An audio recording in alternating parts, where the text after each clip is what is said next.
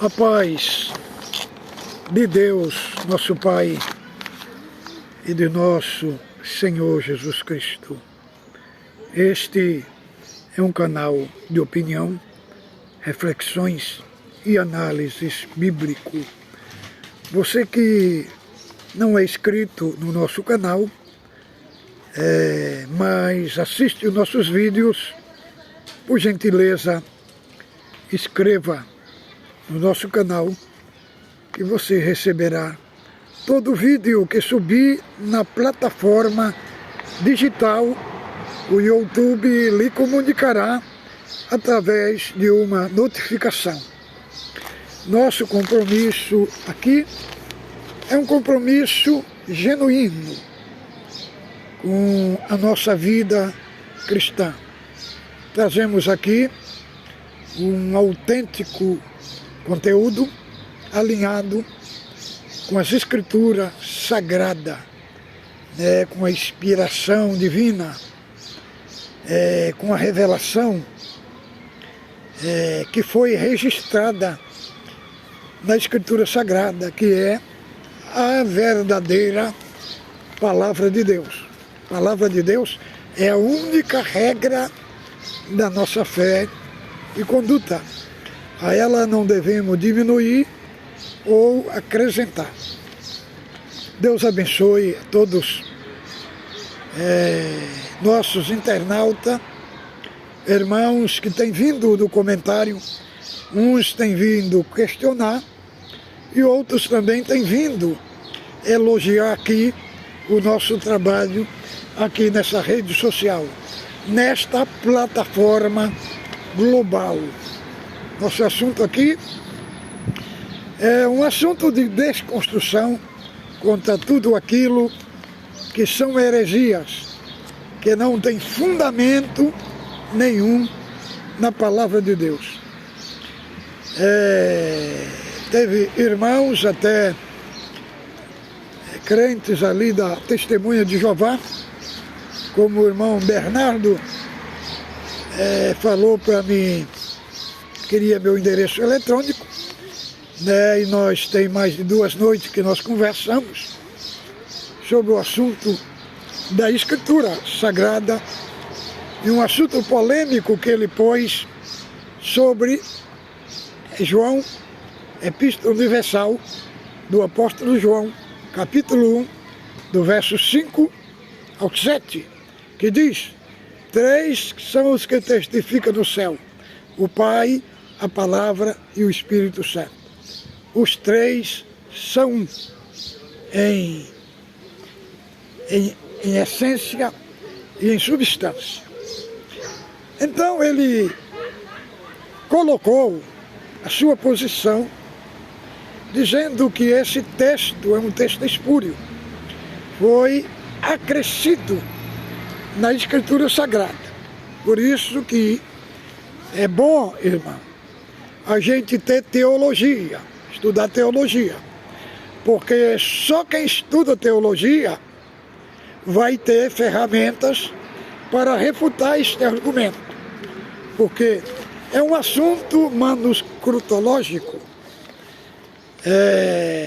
Tem 2 tipos de manuscrito, tem o manuscrito Codex do século IV, que são os sinaíticos, os alexandrinos e os vaticanos. Então esses 3 manuscritos, então dizem os eruditos, os que trabalham com esse texto críticos, os que têm formação acadêmica em grego, dizem que não tem esse texto de 1 João, capítulo 1, 1 João, epístola 5 e 7. Aí, irmãos, e esse irmão Bernardo, depois trouxe até os assuntos ali Bíblia NVI, que foi um dos produtores, foi o pastor Luiz Saião. Então colocou ali, que ali está em nota de rodapé, querendo dizer que não estava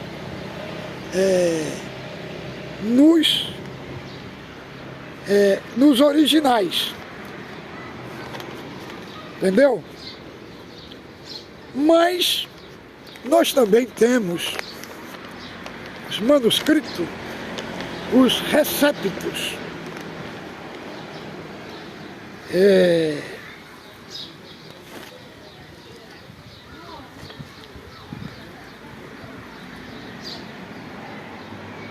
Os receptos, que são os textos majoritários.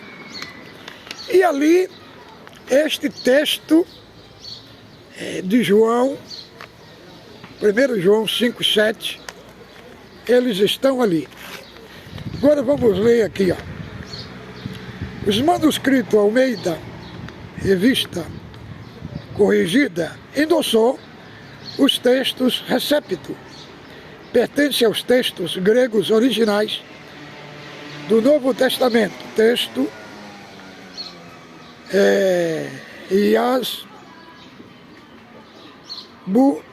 Gênesis, do século VIII. Agora vamos citar aqui os números dos textos, dos manuscritos aqui, tem eles aqui. É o 629, 61, 918, o 24, 73, o 88, o 429, o 636, o 635, 221, sendo encontrado nas primeiras traduções do Novo Testamento com a Peshitta, a Siríaca, 150 depois de Cristo, e a Ítala, 157 depois de Cristo. O que comprova sua existência nos textos gregos disponíveis da época. O texto ainda citado em lecionários gregos do Novo Testamento, o 060 e o 173, e o lecionário conhecido como Apóstolos, de data coincidendo com a anterior ao século IV. O lecionário, esse pertencente à Igreja Ortodoxa Grega, ademais, como já dissemos, primeiro tradutor da Bíblia, Jerônimo, no ano 347, 420, depois declara em seu prólogo: as epístolas católicas afirmam que o texto foi omitido por copista desonesto, o que também comprova a existência nas primitiva Bíblia das primitivas igrejas. Na mesma, a obra Jerônimo diz: em lugar particularmente onde lemos sobre a unidade da Trindade, que é colocada na primeira epístola de João, no qual também os nomes dos três, ou seja, da água, do sangue e do Espírito, que eles colocam em sua edição e omitem o testemunho do Pai, a palavra do Espírito Santo, em que a fé católica, especialmente, é a única substância do Pai, do Filho e do Espírito Santo. Agora eu aqui deixo aqui a direção eletrônica, a fonte primária, quem quiser consultar. Aqui é, anote aí, www.ayoflife.org, ayoflife.org. Você entrando aí, Aí é uma fonte primária, provando que o texto de 1 João, capítulo 5, verso 7, estava lá.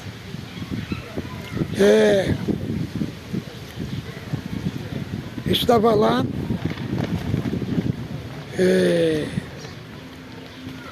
no manuscrito dos textos majoritário do século VIII. E Jerônimo enfatiza aqui que estas palavras aqui de João, 1 João 5 e 7, estava também nas igrejas anteriores ao século IV, quer dizer, antes de aparecer os códex sinaítico, vaticano e alexandrino. Nas igrejas ortodoxas ali se enfatizava esse texto de João 5 e 7 e 8. E outra coisa, irmão, Inácio de Antioquia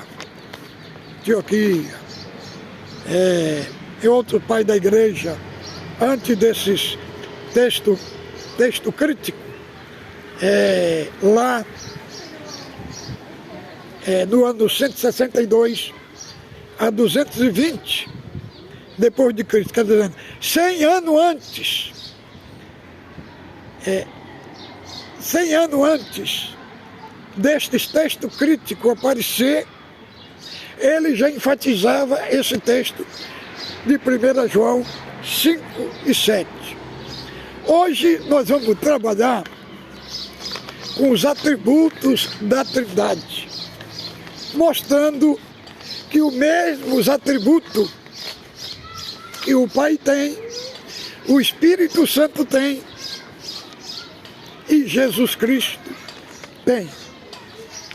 Então, nós vamos aqui, nós não vamos falar todos os textos, porque são muitos. Os atributos do Espírito Santo,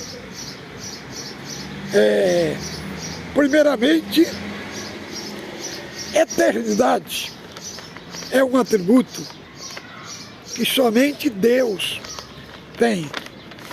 Somente Deus tem. E somente também o Espírito Santo tem e Cristo tem. Vamos, abra aí a sua Bíblia, Hebreus, capítulo 9, verso 14.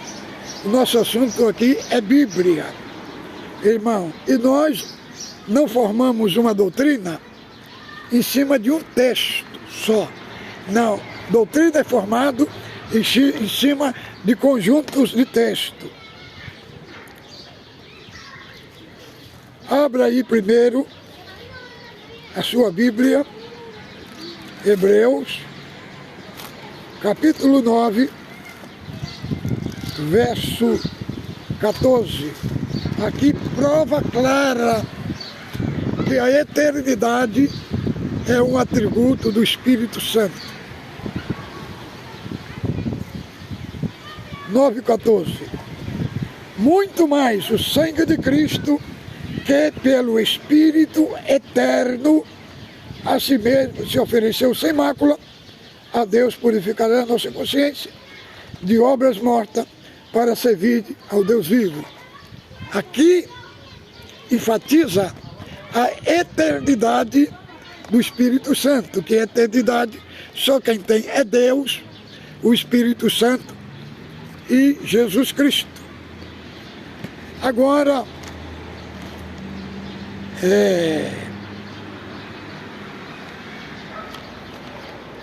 o Espírito Santo é eterno. Hebreus 9,14. O Espírito Santo é onipresente. Salmo 139, verso 7. Vamos ler aqui. Acompanhe comigo. na sua Bíblia, Salmo 139, versículo 7.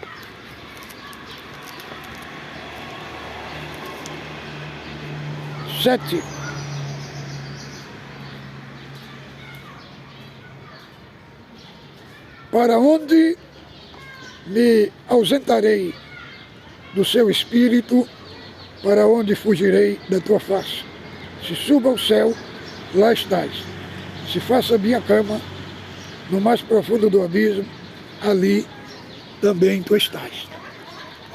Então, nesse aspecto, aqui mostra que o Espírito Santo é onipresente. Salmo 139, versículo 7 até o 9. Mostra que ele é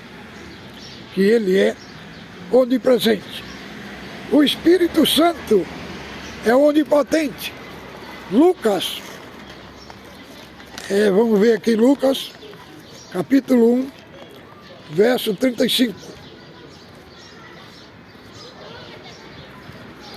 Lucas capítulo 1, verso 35.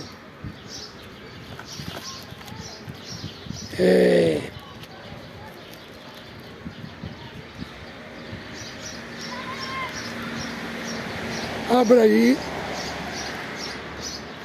a sua Bíblia para nós verificarmos. Aqui eu leio o texto para vocês saberem que eu não estou inventando. Vamos ver aqui. Respondeu-lhe o anjo: descerá sobre ti o Espírito Santo, o poder do Altíssimo te envolverá com a sua sombra, por isso também o ente que há de te nascer será chamado o Filho de Deus. Então, aqui está mostrando que o Espírito Santo é onipotente. O Espírito Santo também é onisciente. 1 Coríntios, capítulo 1, capítulo 2 de Coríntios, do 10.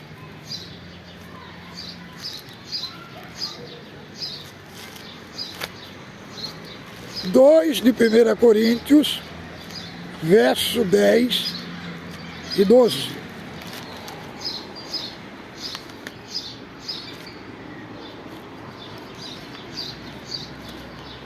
Vamos ver aqui.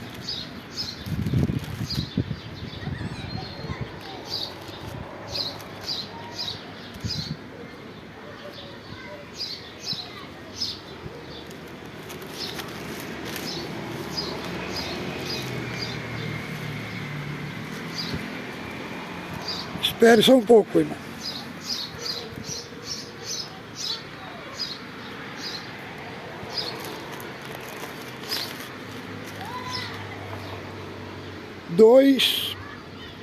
De 1 Coríntios, capítulo 2, do verso 10 ao 12. Diz assim, ó: mas Deus nos revelou pelo Espírito, porque o Espírito a todas as coisas prescruta, além mesmo as profundezas de Deus. Por qual dos homens sabe as coisas do homem, senão o seu próprio Espírito que nele está? Assim também as coisas de Deus. Ninguém conhece senão o Espírito de Deus. Então, aqui, neste texto, mostra a onisciência do Espírito Santo. O Espírito Santo é amor. Romanos 15:30. Leia lá. O Espírito Santo é santo. Ele tem um atributo também da santidade. Esse texto eu vou ler para os irmãos. Está em Romanos, capítulo 1, do verso 4. Abra aí sua Bíblia, Romanos,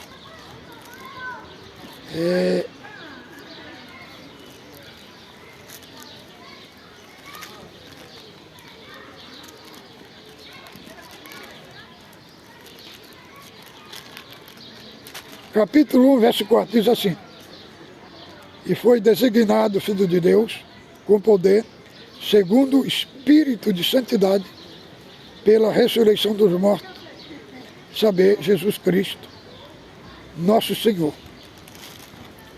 Então,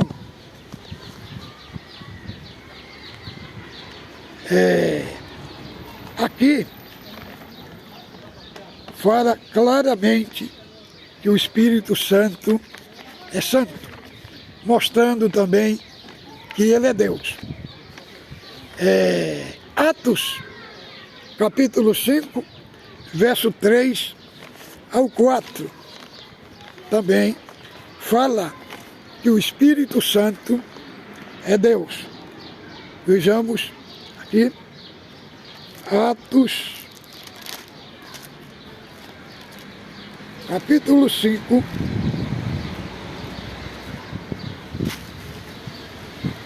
verso 3 ao 4. Abra aí na sua Bíblia, que diz assim, ó: então Pedro disse a Ananias: por que encheu Satanás o teu coração para que mentisse o Espírito Santo, reservando para ti do valor do campo, conservando, porventura, não era teu, e vendido não estaria no teu poder? Como, pois, assentaste no teu coração esse desígnio? Não mentiste aos homens, mas mentiste a Deus. Agora, vamos entrar nos atributos de Cristo, né? Mostrando que Cristo é Deus, a divindade de Cristo. A divindade de Cristo, seu atributo divino, a onisciência. Aqui tem muitos textos, irmão. Como tem muitos textos, eu vou colocar só os números dos textos para os irmãos abrirem na sua Bíblia e confirmar aí na sua Bíblia a onisciência de Cristo. Eu vou citar o texto aqui, ó. Mateus 9, 4, 11, 27, 24, 2, Marcos 12, 8, Lucas 6 e 8, 9, 47, João 1 e 48, 2 e 24 e 25, 4, 17, 17, 18, 39, o 6, 64, o 11, 14, o 13, 37, 38, 16 e 30, 21 e 17. Tudo no Evangelho de João. E o de Colossenses 2 e 3. A onipresença de Cristo. Mateus 18 e 20 e Mateus 28 e 20. E João 1 e 18. E João 3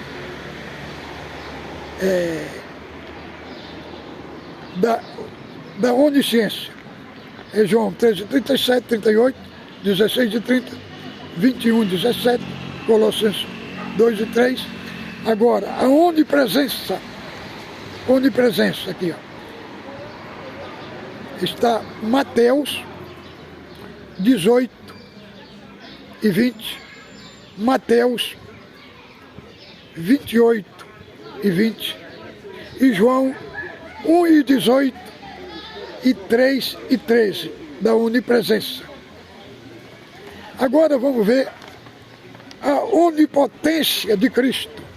Mateus 11, 27, 28, 18, Colossenses 7 e 14, Lucas 7, 14, João 5, 26, 29, João 10, 28, João 11, 43, João 4, 4, Efésios 1 e 22,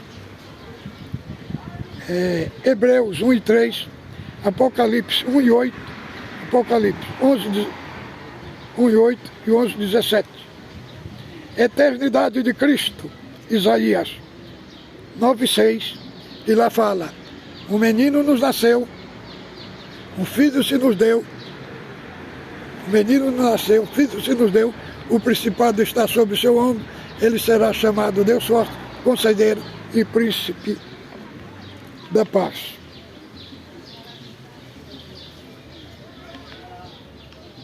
Agora, a eternidade, isto é a eternidade de Cristo.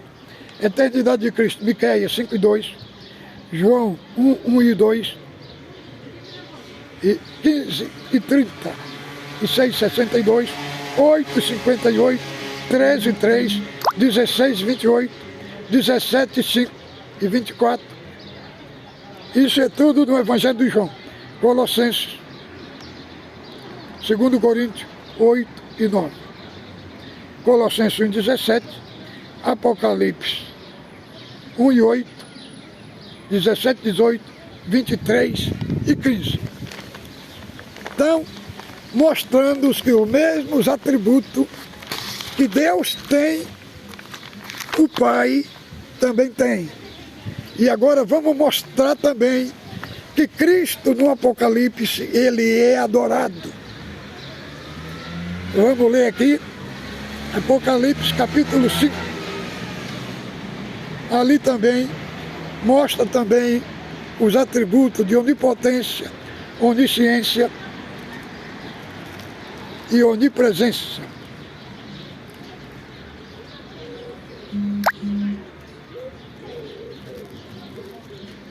Aqui vamos ler os 5 de Apocalipse. Vamos ver aqui. Não choreis, eis aqui o leão da tribo de Judá. A raiz de Davi venceu para abrir o livro. Seus 7 selos estão vindo no meio do trono e dos 4 seres viventes. E entre os anciãos, um cordeiro, como tendo sido morto. Ele tinha 7 chifres, que é o símbolo de poder da onipotência. Tinha 7 olhos, é o símbolo da onisciência.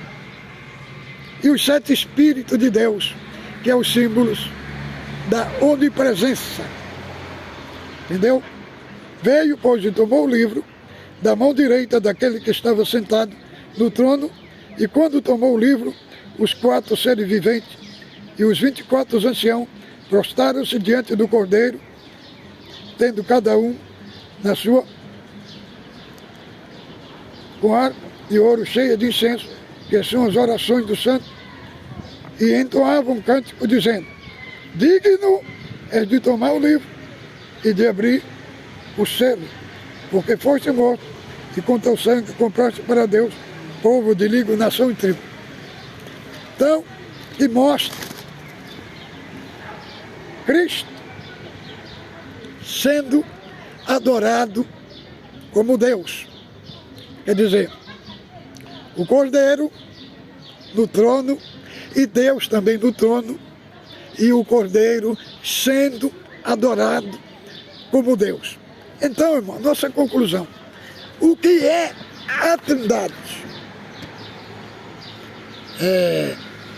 O que é a Trindade? Irmão, a Trindade não é triteísmo. Triteísmo é uma heresia que defende que são 3 deuses. Na Trindade não é triteísmo. Na Trindade é que o Espírito, que Deus é Deus, o Espírito Santo é Deus, e Cristo é Deus. Os três formam uma só substância de um só Deus, igual está em Deuteronômio capítulo 6, verso 4 a 6. Para ti, ó Israel, temos um só Deus e um só Senhor. Então, irmãos, a Trindade, no concílio de Niceia, dos 4 concílios que teve, no concílio de Niceia, do Constantinopla, de Éfeso, e o outro que foi de Calcedônia, aí foi estabelecido a doutrina da Trindade, o conceito da doutrina da Trindade. Antes se cria na Trindade, mas não como doutrina, não como um conceito. E alguém, mas a palavra Trindade está na Bíblia? Não, não está na Bíblia. A palavra Trindade, ela não está na Bíblia. Como também a palavra juventude não está na Bíblia, irmão. Mas o conceito está na Bíblia. Como nós entendemos, irmão, esse conceito, porque Deus é Deus, o Espírito Santo é Deus. Os três formam uma só substância, mas o Pai não é o Filho não é o Pai, o Espírito Santo não é o Filho e o Filho não é o Espírito Santo. O Filho compartilha com o Pai 100% da sua divindade, o Pai compartilha com o Filho 100% da sua divindade, o Espírito Santo compartilha com o Pai 100% da sua divindade. Então é 3 e 1. Por isso que eu mostrei aqui os atributos de Deus, tanto no Pai, como no Espírito Santo e como no Filho. Mostrei aqui os textos da Bíblia. E outra coisa, quando nós lemos Isaías capítulo 6 de Isaías, fala que o Todo-Poderoso se manifestou para Isaías, sua santidade se manifestou ali. Isaías caiu por terra, falou, ai de mim que vou perecendo. O serafim pegou uma brasa e purificou os lábios de Isaías. Depois falou assim, quem irá por nós? Ele não falou, quem irá por mim? Ele falou no plural, quem irá por nós? Isaías falou, envia a mim, eu irei. Aí o próprio Deus ali falou, vai a este povo, falando, eles têm olho para ver e não vê, têm ouvido para ouvir e não ouve. O coração desse povo está endurecido. Agora, o plural ali está no plural de pessoa. Agora, esse plural de pessoa, quem falou que não era só o Pai que estava lá, que estava o Espírito Santo, os três estavam no trono ali, primeiro quem fala que é o Espírito Santo, é em Romanos, Atos dos Apóstolos, 28, verso 25 ao 26. O apóstolo Paulo faz uma referência a 6 de Isaías. E ele fala aqui quem é que estava no trono lá, que falou com Isaías. Abra aí a sua Bíblia, que Paulo aqui vai fazer uma referência. Ele está preso em Roma e ele está pregando para os romanos. E está falando o que ele tem ouvido para ouvir e não ouve. E ele vai falar Ele vai citar 6 de Isaías e vai falar quem é que estava no trono lá e quem foi que falou com Isaías. Veja, do verso 23. Havendo-lhe eles marcado um dia, vieram em grande número ao encontro de Paulo na sua própria residência. Então, desde a manhã até a tarde, lhe fez uma exposição em testemunho do reino de Deus, procurando persuadi-lo a respeito de Jesus, tanto pela lei de Moisés, como pelos profetas. Houve alguns que ficaram persuadidos pelo que ele dizia.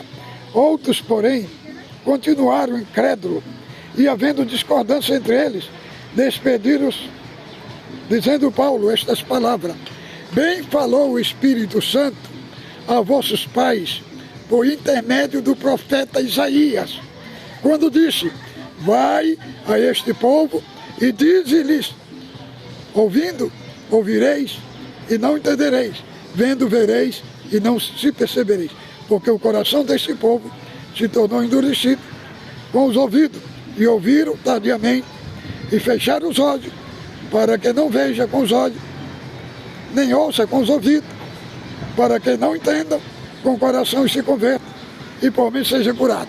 Tem uns que falam que o Espírito Santo não tem trono. Não tem trono. Pois aqui prova aqui, 6 de Isaías, que quem estava no trono lá falando com Isaías era o Espírito Santo. E isso Paulo faz uma referência. Agora vamos ver no Evangelho de João, no capítulo 12, do verso 40. Aqui, João, o evangelista, o que escreveu, que relatou esse evangelho, ele vai falar também, ele vai falar de Isaías, no capítulo 6, e ele vai falar quem é que estava com ele lá. Abra aí a sua Bíblia, Evangelho de João,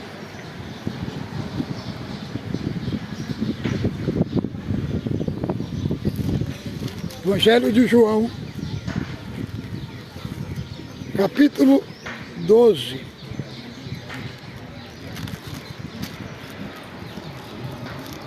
Capítulo 12.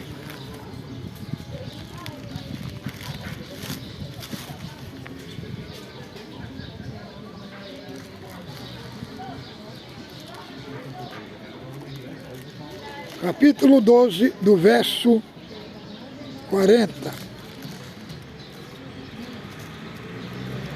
Abra aí a sua Bíblia.